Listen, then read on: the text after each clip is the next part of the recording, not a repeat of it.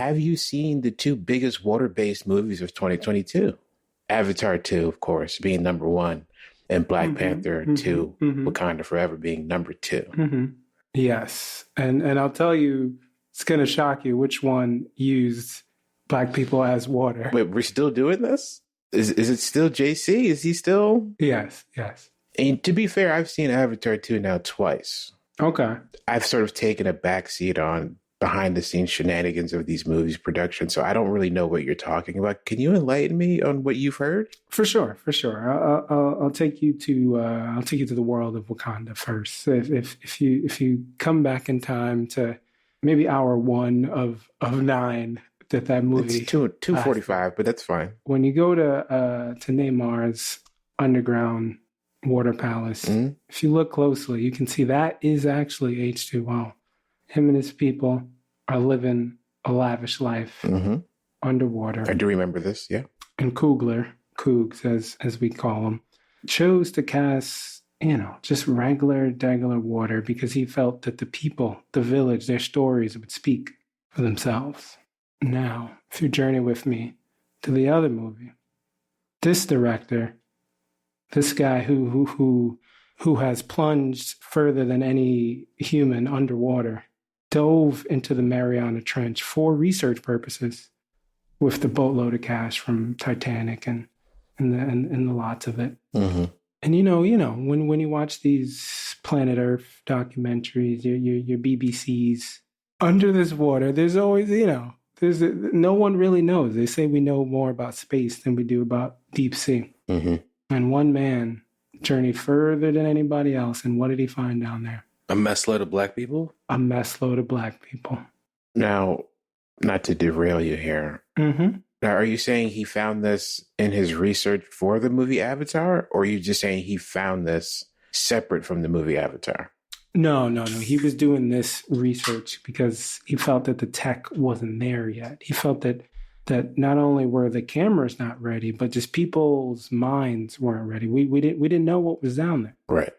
So in order to paint a realistic picture of the deep sea, he needed to go down there. And when he was greeted with the finest food that money could buy, he realized that these people are home.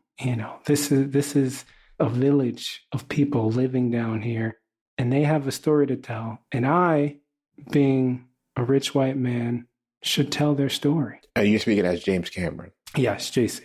Well, now to be fair to the movie, the water tribe from Avatar 2, they actually don't live in the water. The only characters that live in the water in either of these movies are in the Black Panther movie. Yes, because in JC's version, if you notice, when they go into the water, it's people. So they choose to live on land because that water. I'm doing air quotes for the listeners. That water is people. The quote unquote water is people. Is what you're saying? Yes. So it's it's one of the many long lists of things stolen. But I'm sorry, stolen? Yes. Wait a minute. What was stolen? The secrets of life down there. The fact that he disturbed people who were living down there by themselves, came down there, took these ideas up, which the people don't want. They're down there just chilling, having a good life. Now he takes them, says, hey, I can pay you, SAG minimum. I get you a card. These people, they had no concept of money. They didn't know what they were signing up for. Takes them, removes them from their village, casts them as water. Told them they were going to be the lead. Told them they were going to get to hang with Gamora. I'm sorry. So they had no concept of money and technology, but they knew what Gamora was. Only that character. Like not only even just character. The actress, but they only specifically know her character from Guardians of the Galaxy. No, they don't know Guardians. They just know Gamora. They don't know any of the Avengers. No reference of Thanos, but they know she's somebody's daughter. Well, everybody's somebody's something, so. Exactly. See, now we're on the same page. We're not at all. We are not on the same page. I'm almost positive we're not on the same book, but that's fine. Now we're cooking with gas. Now we're cooking. You're giving me these behind the scenes tidbits that absolutely make no sense. Mm-hmm. You said you've seen both of these films. Did you like either of them? Yes. I thought I'll start with Wakanda again. I thought that one had a difficult hurdle. They had to deal with people just having the biggest expectations in the world for it to be good, for it to be a tribute, for it to line up the next decade of movies, to do all these things, introduce characters, worlds, all of this stuff. With that all being on its shoulders, I think it did a pretty good job. Right. Is that saying that's a good movie or not? I'm saying that it is a good movie. Okay. Not a great movie, a good movie. What did you think of the first one? Did you think that was a good movie or a great movie? First one, I thought it was more grounded, which I liked. My rating scale for these is my grandma seeing both of them and having which one did she have more questions on. Fair. I like this. Okay. That's my rubric. And she had many more questions about the fish people. The other one, first one was very straightforward. So she was like, boom, I'm with it. Got it. Now, and good. In respect to your grandma, what kind of questions was she asking you? Who are these fish people? Fair. I said, my first reply was, you saw the movie where they explained who the said fish people were, but she didn't, that part didn't land for her. But she did enjoy Angela Bassett. As everyone does, yeah. As everyone does. A delight. A national treasure, some would say. A national treasure. She did enjoy, it was mostly women in the leading the majority of the movie, I would say. M'Baku's mostly there to get beat up. Yeah. And shout out to Winston. Those are her minor complaints of it, and just the length. So I had to reference that for her because she did say it was a little long. Now, did she see this on Disney Plus or in the movies? In the movies. Wow. Yeah. Is this like a matinee showing? Yeah, no, we went on a Sunday. Oh wow. Like a Sunday afternoon. A family outing. Family outing. I was surprised. took the nephews, everybody, when we were back for Christmas around them. Oh, there you go. That's adorable. I'm assuming grandma's the oldest. Turns out my two nephews, the oldest, he's 6, but the littler one, he's actually 81. So he's past there. So he's 80. So he's got He's out here living fast. I get it. I'm sorry. You said the littlest. Not youngest. Right. Littlest. The littlest. Yeah. We go by height in my family. How old's the tallest, I guess? My grandma is 7'2". She played on the Guangdong Tigers, Chinese basketball team for the uninformed. I'm sorry, that would be me. Where was this league? I'm sorry. Oh, it's based in Shanghai. There's teams from all over China, but the biggest stadium is there. And she used to start point for the Guangdong Tigers. I'm sorry, she was 7'1" and started point? Yeah, she's very spry, I would say. I guess my next question should be, was she the tallest person on said team? Yes, she did have that going for her. And she was the point? Yes. Not the center? No. You got to go by talent at that point. Because if she's the best person. What if she doesn't have ups, man? Like, you got somebody that can jump higher than her, then of course you're going to choose them as the center. You need a facilitator. She needs the ball in her hand. She's not very good off ball, I would say. If I had to comment on her game. Look, she had all these grandkids. I'm pretty sure she's pretty good on ball. Fair. Ladies and gentlemen, we're talking romance today. Valentine's Day is around the corner. We're still talking romance? I mean, I was trying to figure out about this movie, but then we segued into Shanghai League basketball for some reason. It's if you can't, because you got to take yourself back, right? She's born in the 40s, early 40s. Okay. Right? There is no WNBA is a relatively new thing. In the 40s? No. Like, even now, I mean. I think it came out in the 90s. I think WNBA came out. So there was no league for women out here, but right. She went to the liberal bastion of China, where they were having leagues for women to play, to get down to ball. Well, good for them, but I do know that China is notoriously anti-black. Did she have any issues when she played over there? Oh, tons of issues. When she would try to get to the court, they would actually duck down. Doorways are very short. Well, I'm sorry, I should have clarified.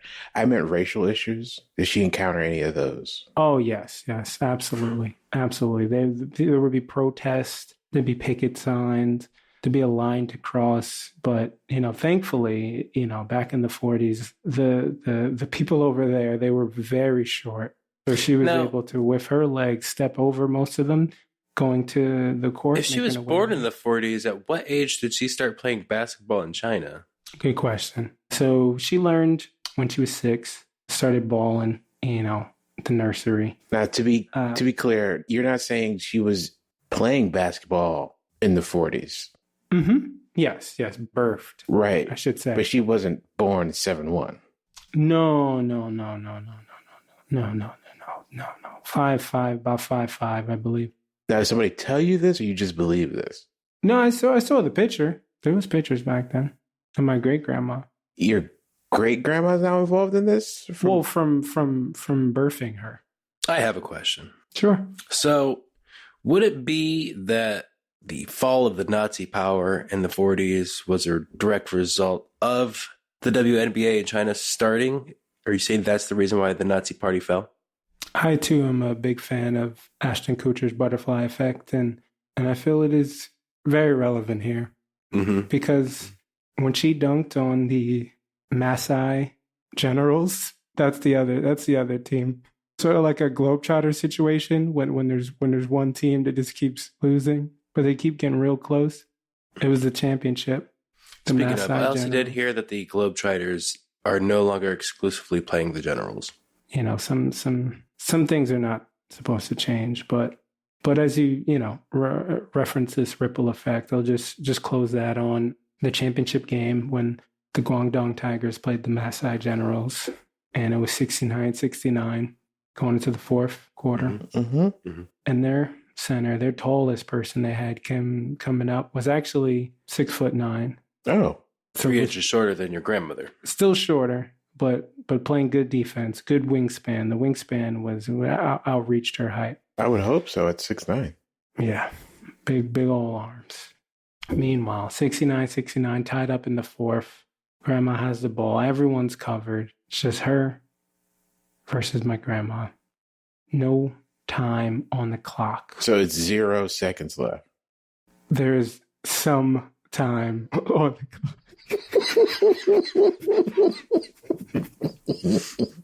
Okay. A minimal correction.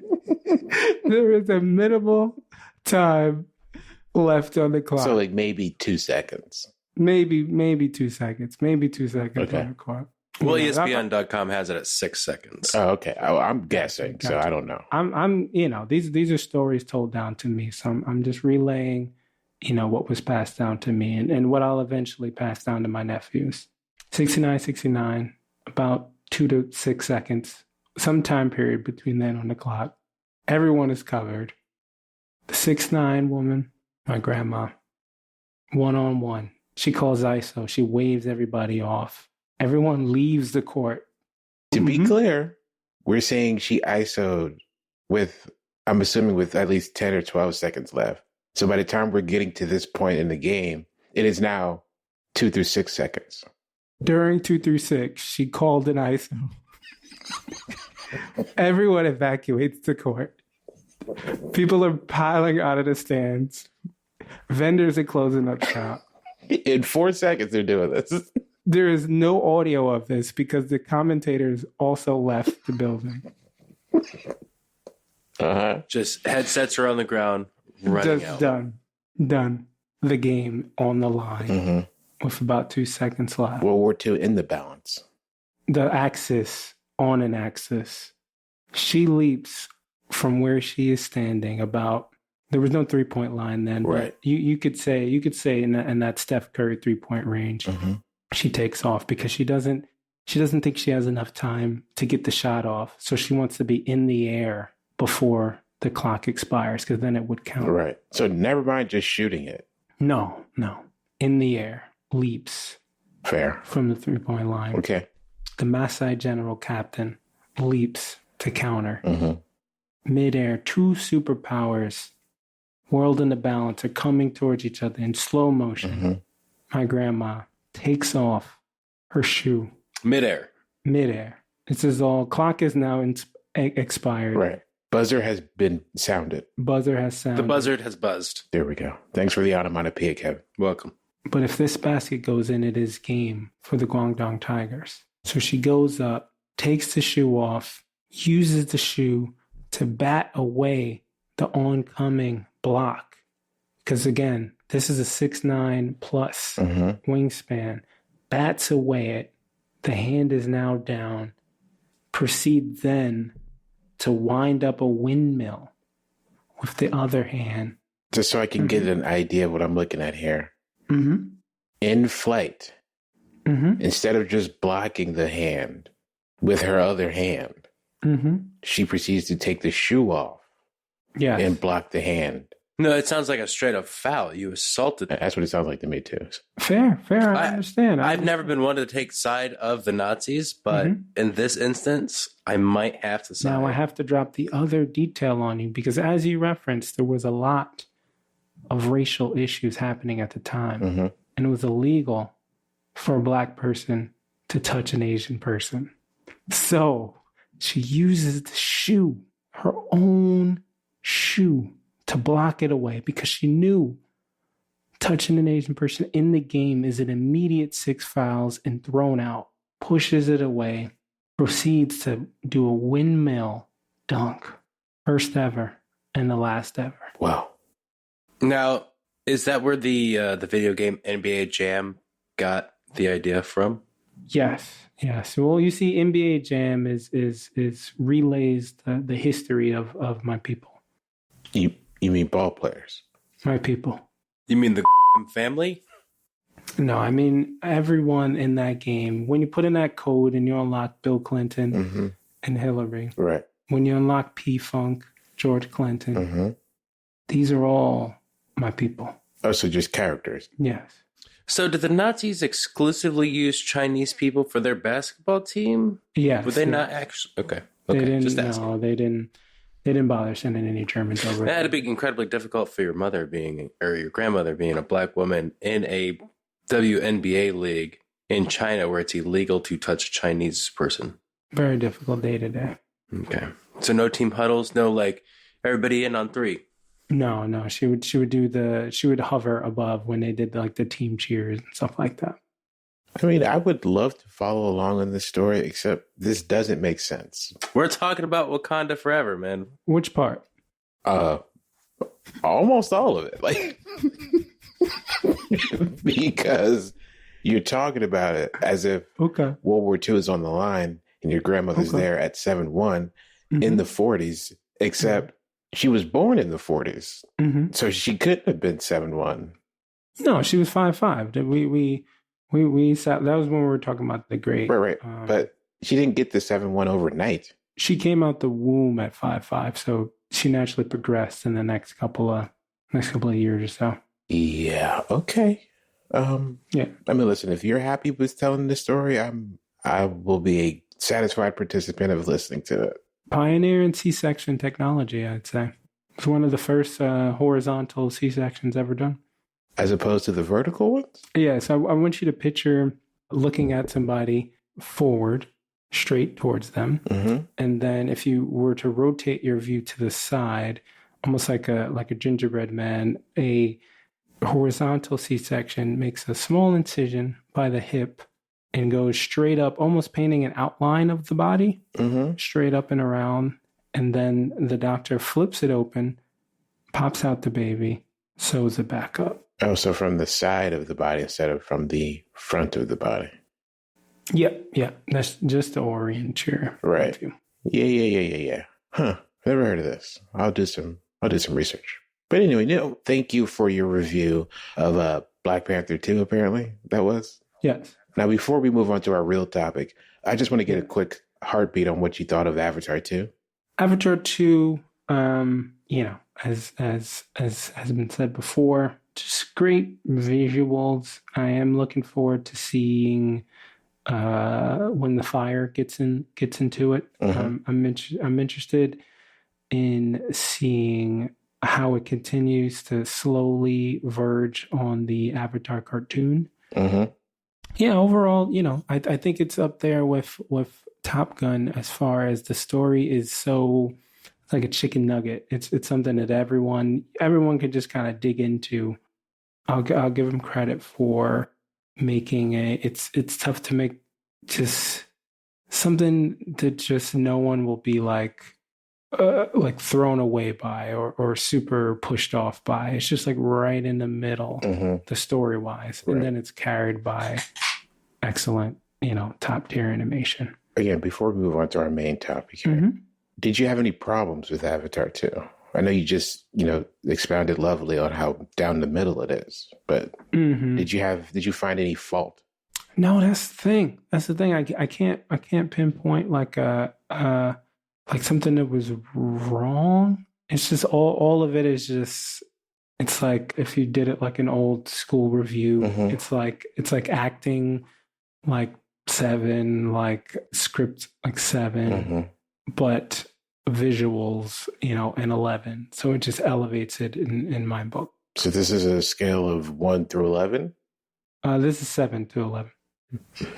So 7 being the lowest, 11 being the highest? Yeah. Where exactly does the big gulp fit in there on your 7 to 11 scale? And also, how long have the hot dogs been on the roller? Well, to take your first question, Big Gulp is reserved for, cinematic masterpieces such as Rush Hour 2, Rush Hour 3, and Rush Hour 1. In that order? Yes, in that order. Bad Boys 2, Bad Boys for Life. The third in the third in the series for the unofficiated, and Bad Boys 1. So is there ever a case in which you like the first movie and then the second movie and then the third movie in a trilogy, or? Only one I can think of is probably Bebe's Kids. There were sequels to Bebe's Kids? They're not. They're not great. I'm sorry. Now, I'm familiar with the first movie. I am not familiar with the sequels. I'm assuming it's a returning cast? Yes. Well, they got who they could get back. Fair. It's one, I think they knew what they were signing up for kind of thing. Now that is strange. But the second movie is where you hit it. That's when you know what it is. And then the third, people have trouble wrapping it up, so that usually falls a little flat. But you're rolling at that point. And then the first, the ideas are just still percolating. So 2, 3, 1.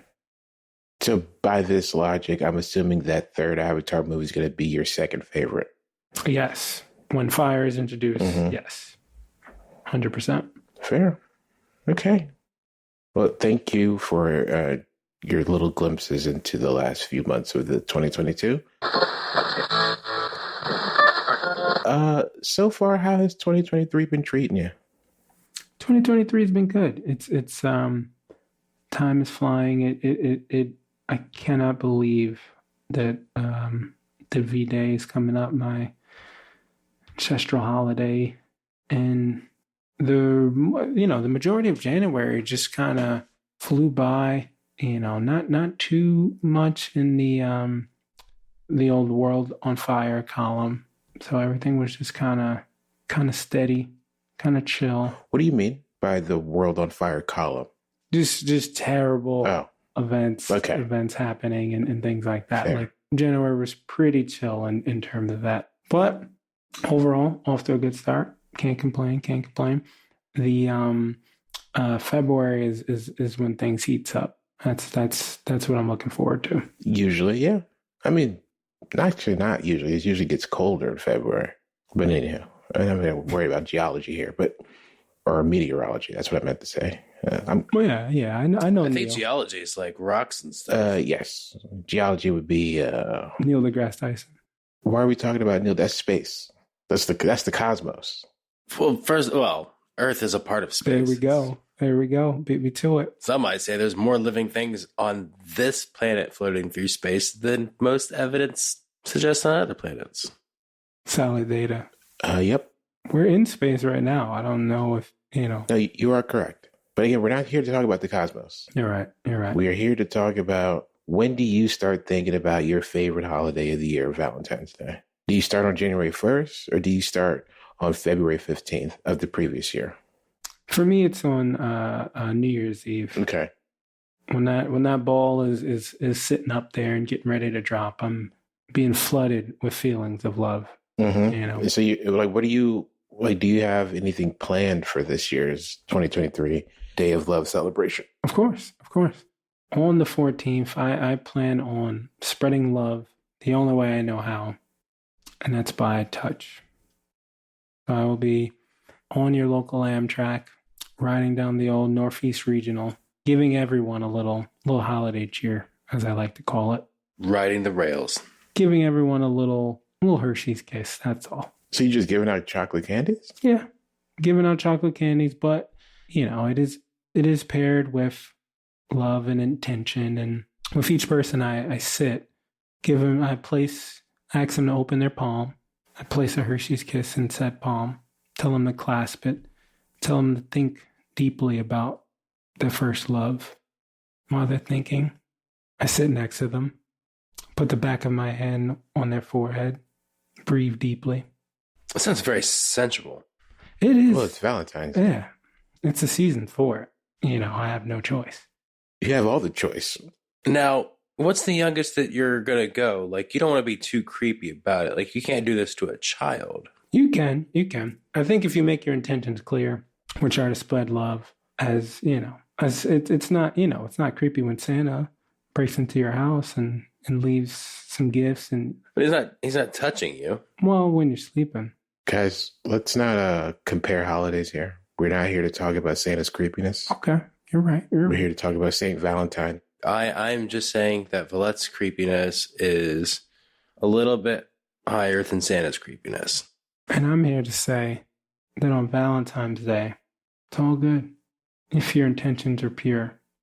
And my intentions are to spread love. So when that hand is on that forehead, tell them to breathe deeply. And I tell them that love is here. Love is coming. It will envelop you.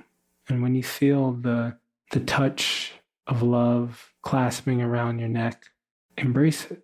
Now, for the unfortunate ones who do not ride the rail on said day, what happens to those people? For those heathens, taking buses and planes and boats and all sorts of other modes of transportation on Valentine's Day, they are cursed. Unfortunately, I can only wield my powers on one mode of transportation at a time, so then I banish those that are not on said mode to a year of no love. Then each year I rotate modes of transportation to make sure everyone is equally. That's thoughtful of you, I guess. What was it last year, if you don't mind me asking? Last year it was skateboards. If you were to climb onto their skateboard while they were on their skateboard. I don't skate myself. I just jump onto theirs when I see them going by. Now, would you encourage other people to practice in this behavior? Like if you have the rails covered, could somebody cover the Staten Island Ferry? Copycat Valentine's makers have no place in my book, okay? It's a one-person job, and I have a lot of love to give. And unfortunately, it's just the people that are on the Amtrak, specifically the Amtrak that you. This year. So it's always a local thing with you. It's never beyond your scope. No, I mean, sometimes I do voyage into the cosmos, as you would call it. Now, how are you doing this? Oh, I take the Virgin Galaxy. Okay, so it's only the people on that plane then.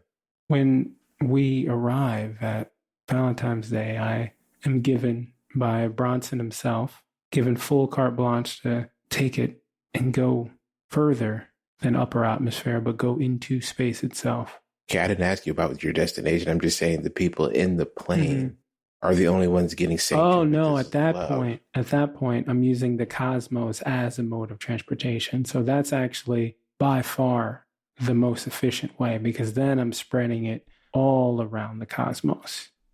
I'm sorry. What are you doing as far as spreading the love?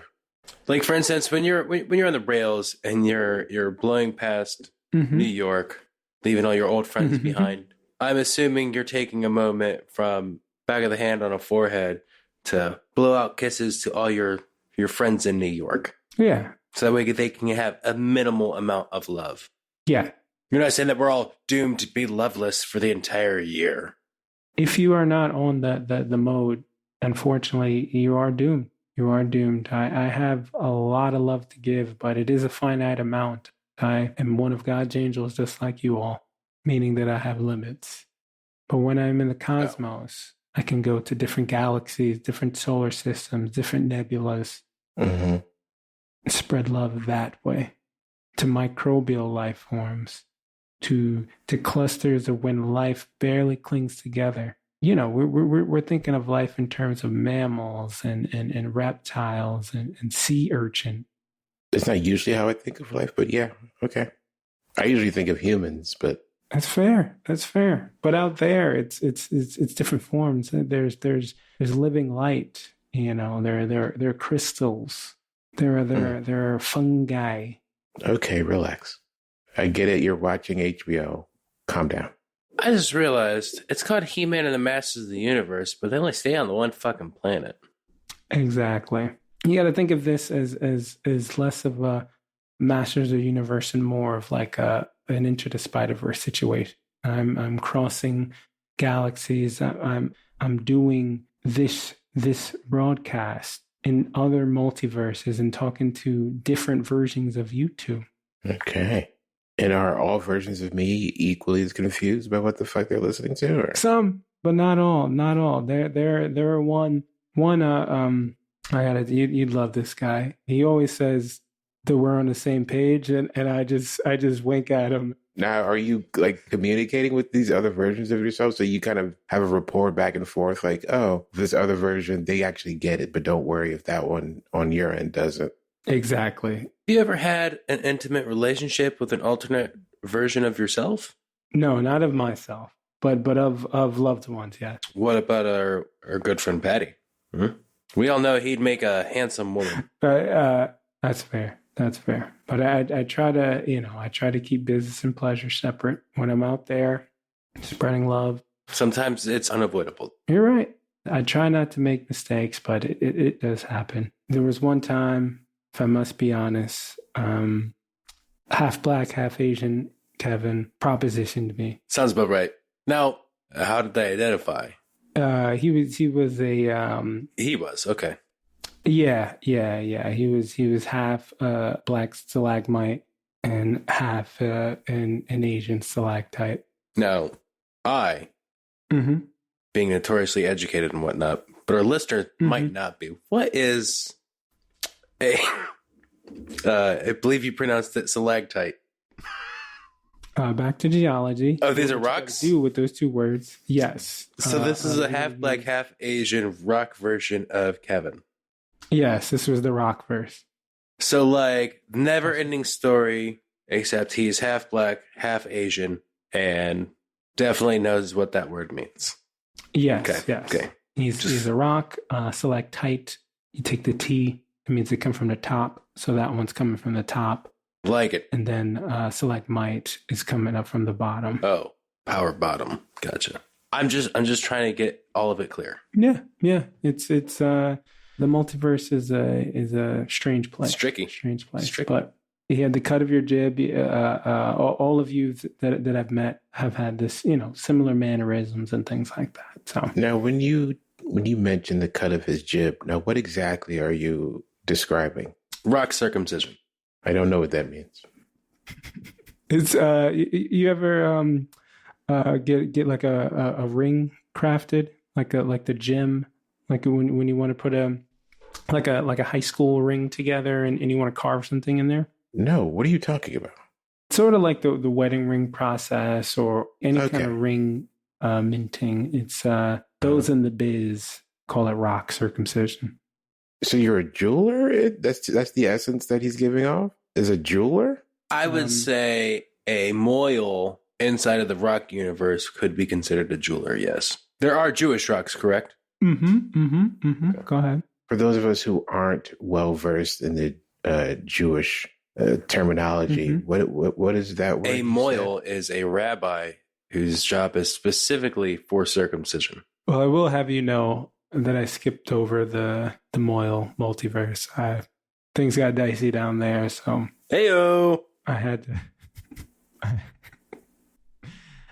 to jet. That was the only one that you were like, all right, I'm out. I got to get out of here. But yes. Yeah. That one was pretty rough. I got to say. No pun intended. I get you. Huh. Okay. So your Valentine's Day will be you on the train spreading love this year. That's good. That's good. Helping the people get through their day. That's what, Valentine's Day is all about.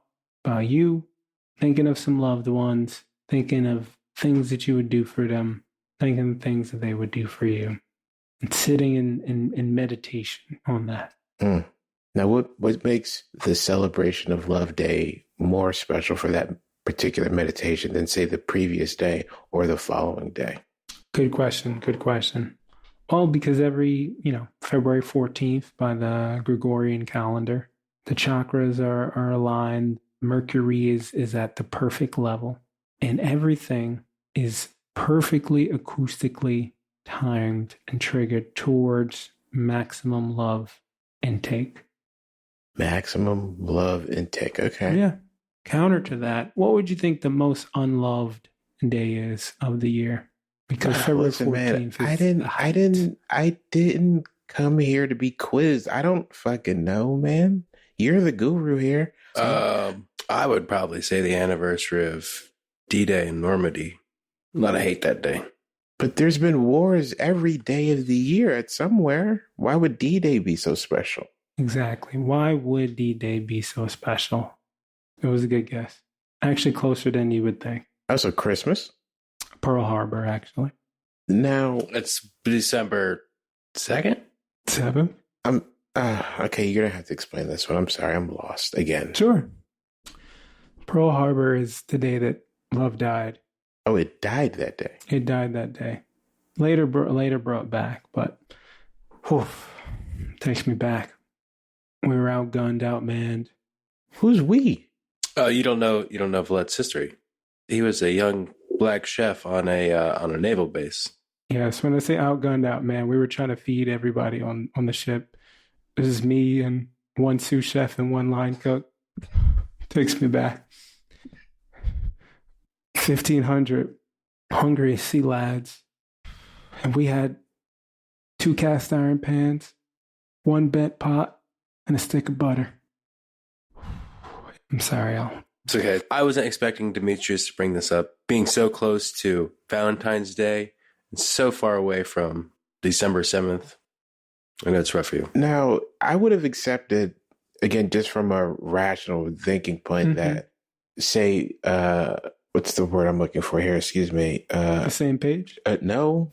Relax. Like, that's not my catchphrase. Like, Jesus I got my bad. I got you confused. You look so much like him. That's on me. My bad.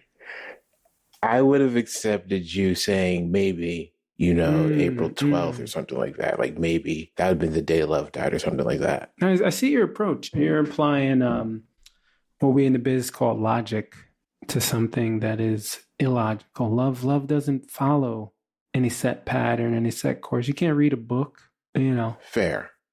I mean, I can read a book. I can read a book, though. That's fair. It depends on what language it's in.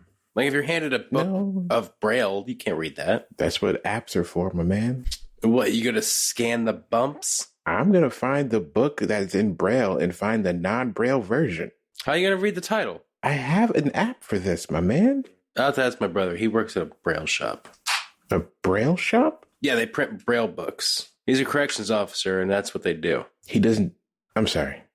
His regular job as a correctional officer is to print Braille books? Yeah, you know how like they used to like stamp license plates and shit like that back when Elvis was alive?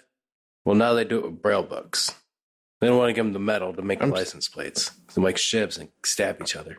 Now the most they could do is give each other paper cuts.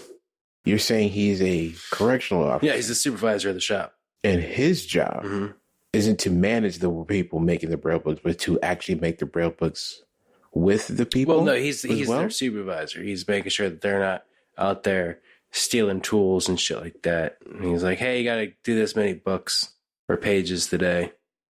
He's not making the books. Gotcha. All right, because I was confused. That's on me. Because I asked him if he knew any Braille because, quality control issues. Mm-hmm. He knows like 5 words. The important 5, though. Happy Valentine's Day. This Braille is made specifically for people who stutter.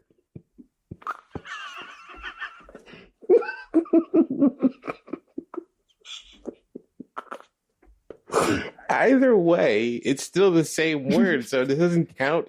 It's just another word. It's a sequence. It's like how Eskimos have 900 words for snow. It's the same as people saying, "Oh, I need to go to the ATM machine." Mm-hmm. Oh, this is my PIN number. Who says this? Who's just giving out pins and going to ATMs? Some people like cash, man. Nobody likes cash except for drug dealers. Cash is king. No. We can't buy a house with cash. You can't buy a house in this market anyway. Not even Johnny Cash could buy his house in cash. And that's crazy. Because he's dead. Spent all his money on cocaine. Both can be true. Yes and yes. To the both of you. Some people might say that's 2 words. Yes, yes. No, it's not French 2 say words. It's oui, one oui. word repeated. Good point. Again, that's 1 word said twice. Still 2 words. Good point. Comme ci, comme ça. I don't think you gentlemen understand how language works. Like, just because you say the same word more than once doesn't mean it's 2 words. It's 1 word said twice. All right, so famous comedian Bruce. His name's just Bruce? Yes. No, it's Bruce. False. Bruce. But it's said twice. It's not 2 names, though. 2 different words. It's 1 name said twice. It's like a homophone. Listen, I don't know what operating system that runs, so I don't even know what you're talking about right now. Is this an Android thing? It's like a sort of like onomatopoeia, one of those literary terms where a word said twice has different meaning.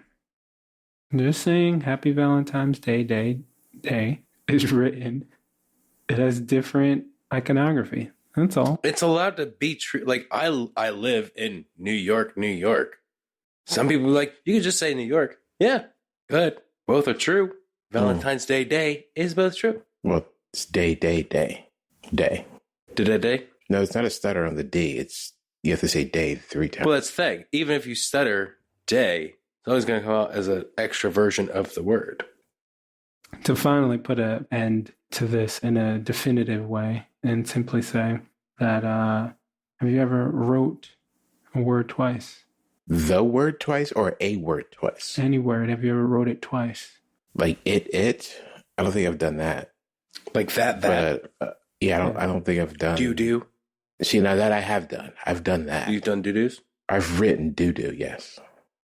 There you go. And when you were writing doo-doo, did you write it exactly the same? Yes. Did you giggle afterwards and go, doo-doo? I was a child, so probably. Did said giggle alter the penmanship of the second do? No, because I laughed afterwards, not during. Gentlemen, my penmanship has been impeccable since the age of 5. I have shit handwriting, so. Do we have any correspondence to back up the validity of said penmanship? Well, you haven't checked with my, what do you call them? The parallel universe versions of me? They all say the same thing, I'm assuming. I don't have any loved ones in my life, so there, in your face. Thanks for bringing up sadness, Valete. Well, I actually pen a note for each and every person. All right, so you can't blow kisses through a fucking window because you're like, I'm too busy with all these people on this train. Mm-hmm. But for each and every individual person on this planet, that has a pillow. That.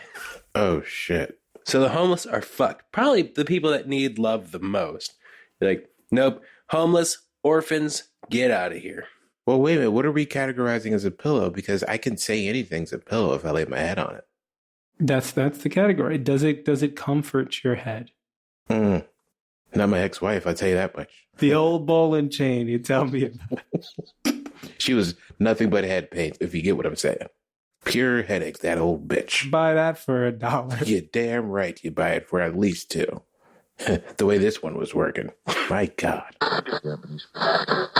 So I try to cast a wide berth with this category because I don't, as you said, I don't want Now, do you have, if it's only to bring comfort to your head, does it have to be something that you're laying on?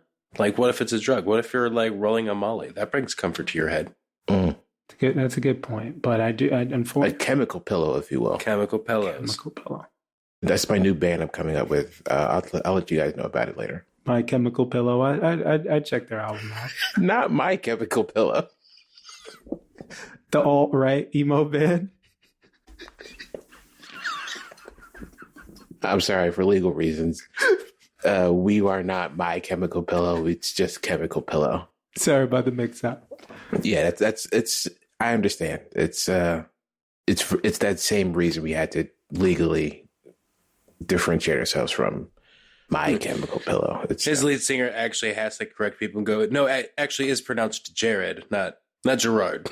Well, this is actually more of a Nine Inch Nails situation where it's not really a group so much as it is the thing I do in front of live people. Exactly. Now, just so we're all on the same page. Mm-hmm. Hey, that's the guy I know. God damn it.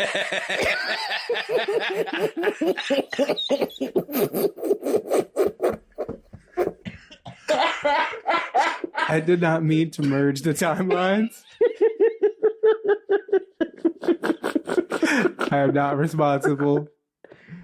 Time Lords, I am not responsible. Do not come for me, please. Oh, man. Well, now that I'm here, we're just going to move on. Okay. It's not even important. Don't even worry about it. Fair enough. You know what? You're here. You're a man who knows a lot about cinema. Mm-hmm. Cinemaphile. Absolutely. That is the correct term here. You know a lot about movies. Now, are you familiar with the classic movie Ferris Bueller's Day Off? Of course. Now, if you could posture a universe in which there was a sequel to this movie in the year of 2023, what would the story be, do you think? Okay, so Kevin Hart is Ferris. Okay, we're just going to talk story. We're not going to talk about casting. We're not really concerned with who's playing whom here. Got you. So Ferris Bueller is writing a biopic where Kevin Hart plays himself. So he's a writer in this universe. Well, okay. In this universe, we're aging him up. So I would hope so at 40 years later. Yeah. It's a sequel. So what's happening is Ferris Bueller is a college professor and he is teaching the new generation.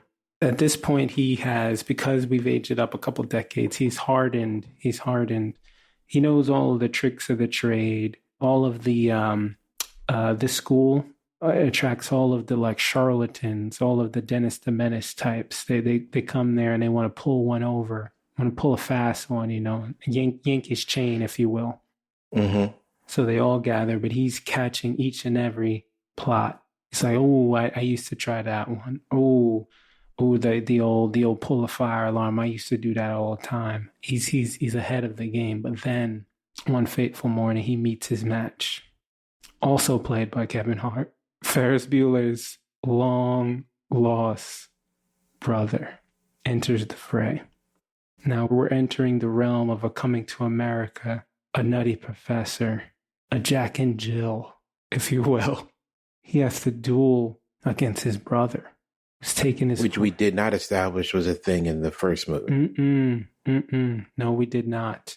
This is a twin situation where it's a Parent Trap situation. A Parent Trap situation, if you will. Well, the Parent Trap situation would have to have parents involved. Fair. Well, it's in the name. Well, if this is Ferris Bueller's Day Off too, it's not Ferris Bueller's Day Off because he's working, obviously, as a professor at college.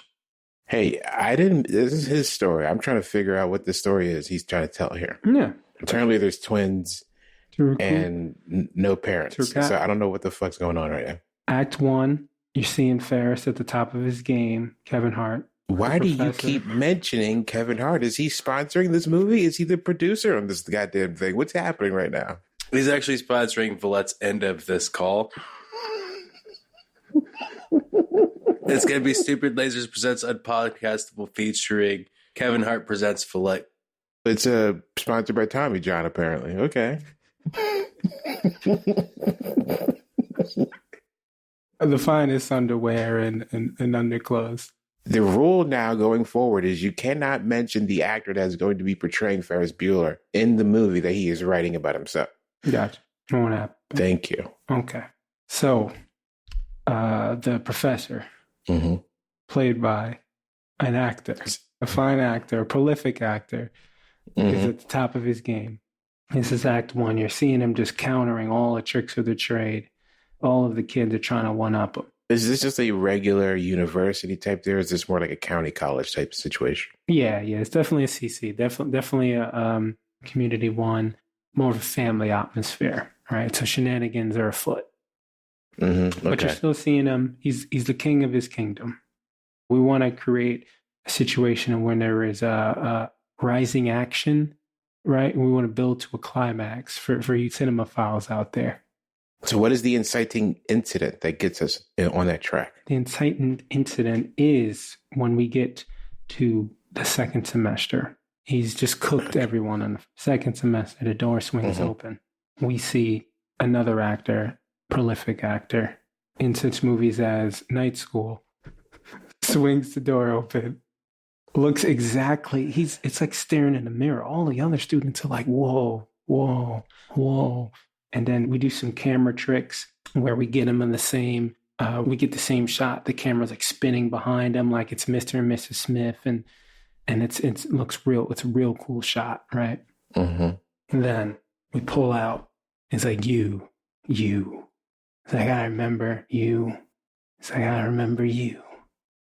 The first actor, the one that's done such specials, such comedy specials. Likes to talk about his uncle. Says, everybody want to get paid, but they don't want to do the work. He says, sit down, take your seat. I got no time for you. Then he sits down. Then he pulls the brother, star of the upcoming Borderlands movie, pulls out the oldest trick in the book. He looks on his desk.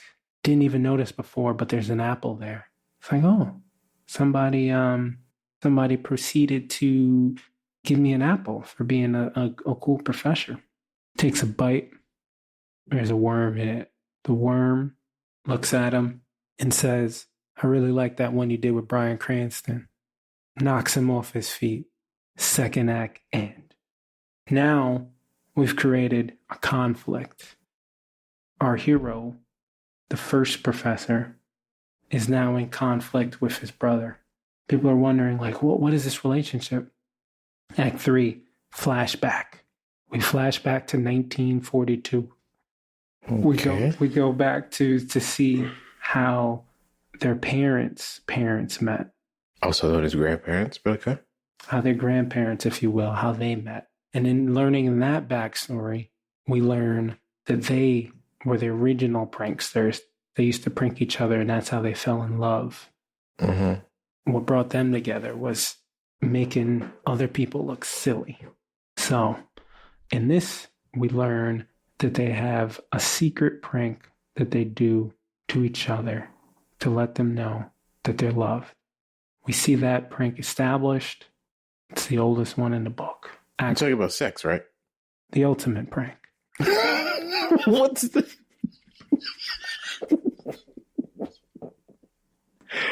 Whoa. You've never heard it called that? I'm sorry, I have not. I'm not that cultured. So what does that mean? It's the act of two people coming together.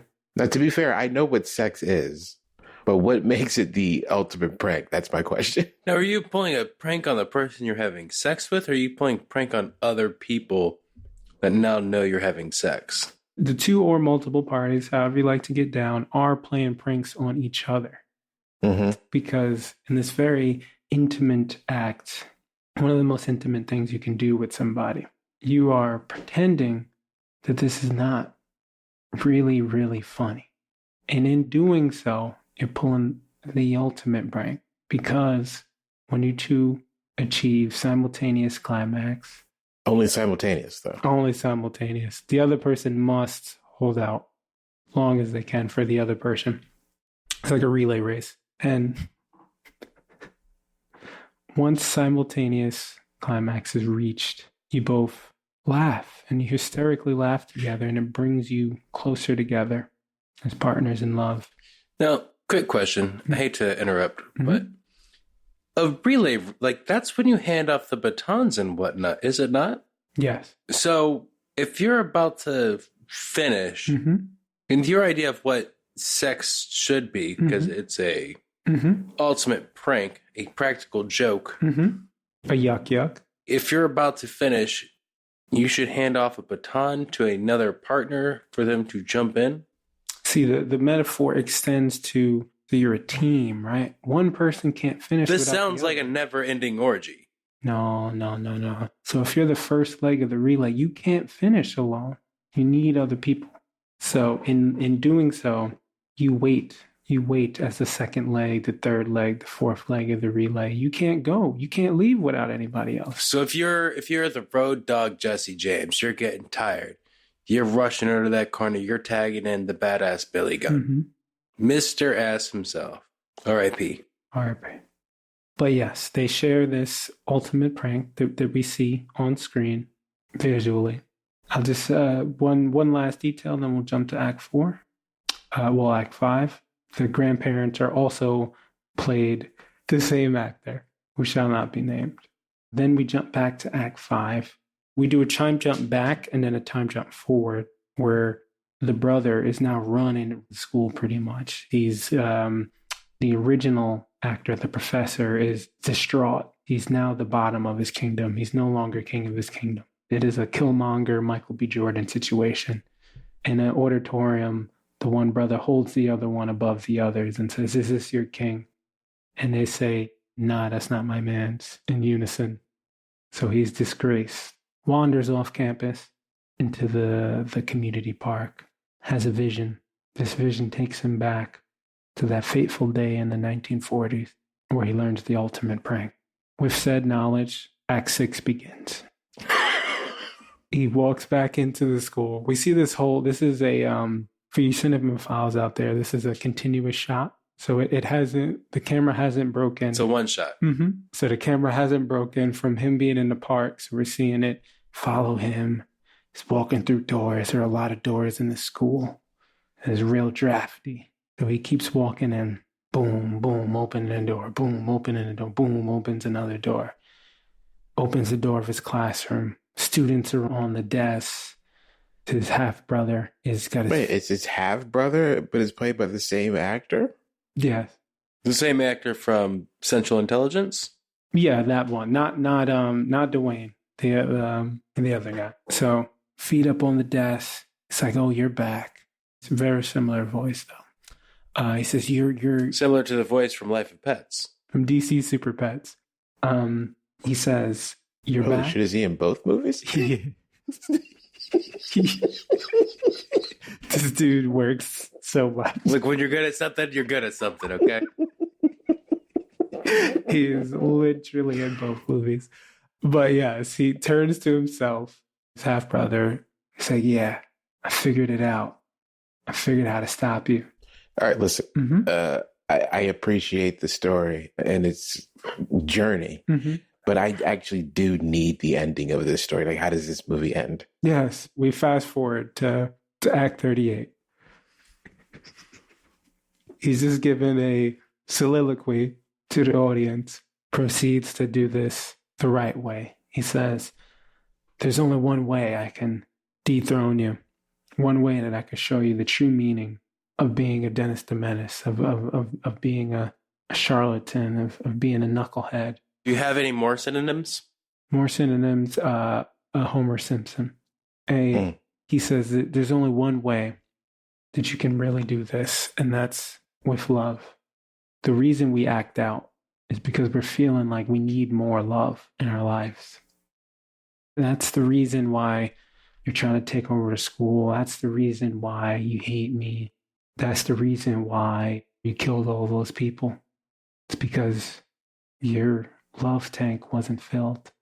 Proceeds to unbutton his American Eagle shirt, zip down his Aeropostale pants, revealing a Tommy John's branded undergarments. And the brother, the enemy, the Killmonger, says, "You remembered." And he does the same.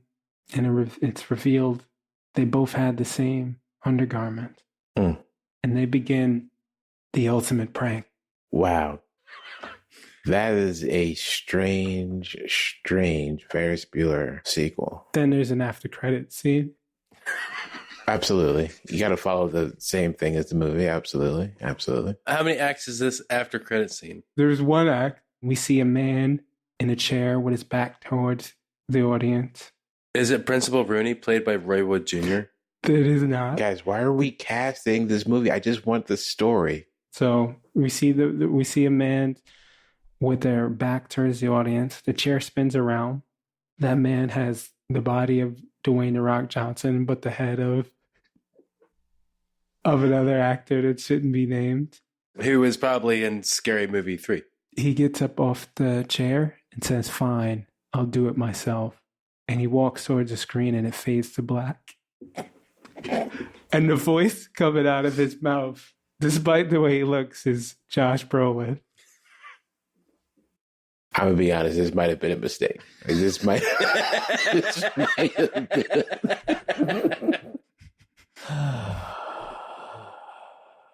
Listen, so you're telling me if the sequel to Ferris Bueller's Day Off is about love at its core, what is that first movie about?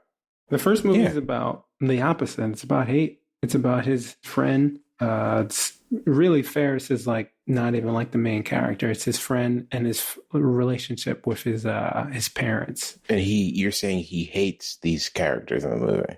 He hates the life that he has. That's why you see him just like that legendary scene where he just kind of like jumps into the pool because he's just done. Oh, wait a minute. I'm sorry. I'm misinterpreting what you're talking about. You're saying that first movie is actually about Cameron and not Ferris Bueller, even though the movie is called Ferris Bueller's Day Off? 100%. And not Cameron's Day Off? Classic red herring. That's because Cameron is the protagonist of the movie. There you go. Cinemaphiles, take note. Ferris is the antagonist. Take note. The what? Ferris is the antagonist. With an eye. Right, the antagonist. Huh. Interesting. You don't see that? Cinemaphiles, they're going to eat this one up. Look, Cameron has some serious mental health problems. That's what I'm saying. And it's about him. Ferris is like, I don't give a shit about those. I'm trying to have a good time. Exactly. I'm fucking up your life. Let me take your father's prized Ferrari, go pick up my underage girlfriend. Because Sloane was like a freshman and Ferris was like a senior, some shit like that. That's not that uncommon in high school, but okay. Well, I was a freshman and I was dating seniors. Okay, that was uncommon. Pump your brakes, lover boy. Jesus Christ. Way to make this about you. Wow. Look, if Valete gets to be some mythical creature on a train spreading Hershey kisses and love on Valentine's Day, I need a spotlight on myself. I don't think this is a mythical creature. I think he's just being himself on Valentine's Day. Exactly. Do you know how many letters of my name are in Valentine's Day? Jesus Christ. At least 4, right? As established, the E counts twice as 2 separate. It's 2 different letters. 2 different letters. Okay, gentlemen, I gotta go feed Caitlin's cat. Is that a euphemism or? Oh my goodness. This was a bunch of malarkey. I don't know what I have here to listen to. I'm afraid to listen to this. I'm gonna be honest with you. Happy to create chaos, so some chaos ran over our